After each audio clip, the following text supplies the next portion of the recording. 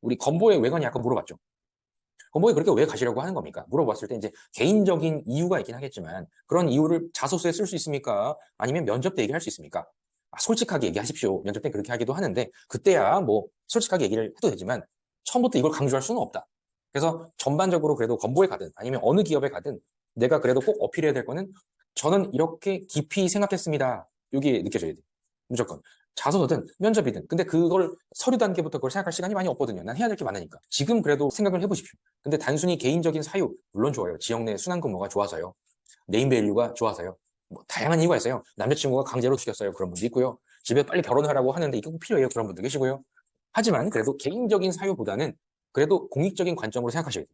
그래서 아까 제가 잠깐 말씀드렸던 부분이 있는데 우리 건보의 부서는 우리 요양직은 보통 비슷한 일인지 하시니까 건강직이나 행정은 보통 자격부가가 있고요. 우리 아까 말씀하셨던 보험급여가 있고요. 조금 더 뭐 간호경력이다. 약제관리도 있고요. 건강검진부서도 있고요. 뭐 많이 있어요. 근데 가장 많이 해야 하는 부분이 당연히 이제 자격부가긴 합니다. 일단 행정 쪽에. 근데 생각을 해보십시오. 여기서 생각할 거는 건보를 왜 가냐? 그러면 내가 기여할 수 있는 게 있으니까요. 이 답이 돼야 돼요. 일단 건보 왜 갑니까? 내가 그동안에 해왔던 과정들이 이렇게 있는데 나만이 가지고 있는 이런 좋은 데이터들, 의료나 보건이나 복지나 뭐 이런 부분이 있습니다. 내가 알고 있는 게 이게 너희한테 도움이 되고 그게 공익이니까요. 이런 흐름이 돼요. 그래서 개인의 관점보다는 공익 관점으로 접근하시는 게 좋고 두 가지로 또 다시 나눠야 돼요.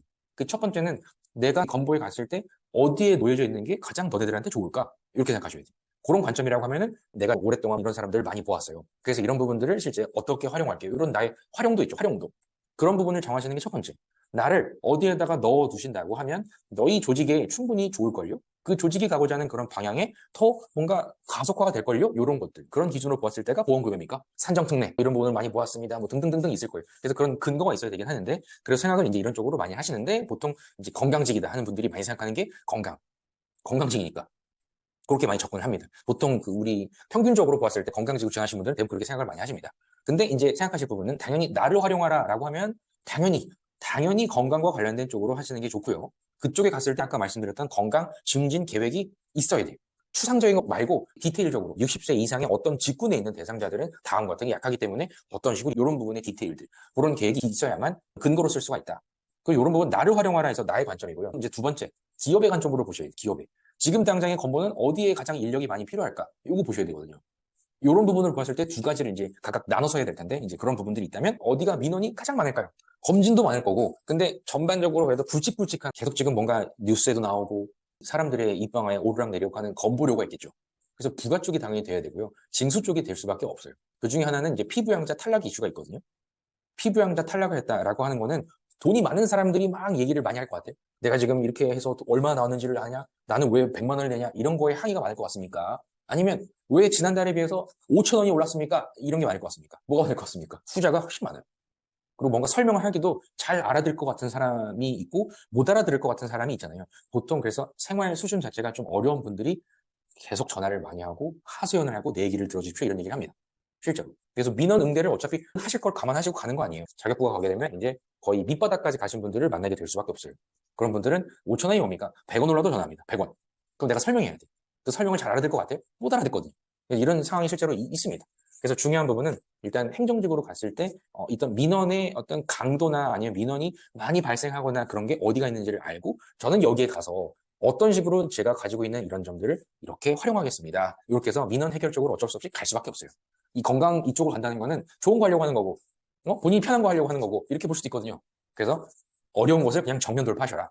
그래서 제일 좋은 게 이런 징수나 자격 부과, 피부양자 탈락 이런 부분도 생각을 하셔야 된다. 그리고 예전에 상황 PT에도 이런 주제가 건강직이든 요양직이든 물어봅니다. 관심을 가져야 돼요, 요양직도. 그래서 이런 부분이 이제 PT 형태의 어떤 발표를 했던 상황이 다시 바뀌었기 때문에 이제 토론을 하셔야 됩니다. 그래서 피부양자에 대한 이슈는 많이 지금 보고 알고 계셔야 돼요. 그 중에 하나가 건강보험료라고 했을 때 그 산정되는 데 있어서 이 자동차 지금까지 합산이 됐죠. 어떻게 됩니까? 앞으로. 봤죠? 봤죠? 그거 알고 있어야 되는 거예요. 그래서 이제 없어지잖아요. 은퇴를 했는데 난 지금 돈도 못 버는데 가지고 있던 그 사실 하나만으로 내가 오히려 은퇴하기 전보다 더 내네? 화가 나겠죠. 그거 다 응대하시는 게 이제 우리 건강보험공단의 직원이에요. 그런 점들.